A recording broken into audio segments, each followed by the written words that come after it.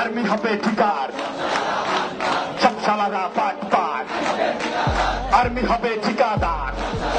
উপদেষ্টাদের স্বৈরাচারী কার্যক্রমে ক্ষিপ্ত ছাত্র জনতা। উপদেষ্টাদের টেনে হিঁচড়ে নামানোর জন্য রাস্তায় আন্দোলনে নেমেছে ছাত্র জনতা। এ সময় উপদেষ্টা নাহিদ ইসলাম পরিস্থিতি ঠান্ডা করার জন্য উপযুক্ত স্থানে পৌঁছালে তাকে দেখে ভুয়া ভুয়া স্লোগান দিতে শুরু করে এবং পচা ডিম ছুড়তে থাকে। এ সময় তারা স্লোগান দেয়, সব শালারা বাটপার, বুঝে গেছে সব শালারা বাটপার, আর কারো উপরে আমরা ভরসা করতেছি না।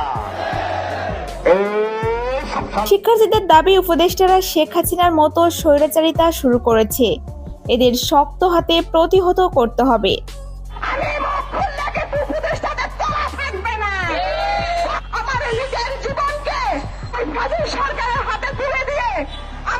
তারা বলেন, স্বৈরাচারী তাড়াতে জীবন দিলাম, আর এখন এরা অত্যাচার লুটপাটে লিপ্ত হয়েছে। দেশের অধিকাংশ মানুষ না খেয়ে দিন পার করছে।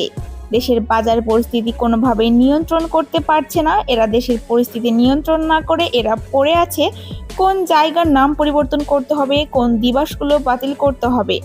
তাই সাধারণ মানুষ সহ শিক্ষার্থীরা উপদেষ্টাদের পদত্যাগের দাবিতে আন্দোলন করছে।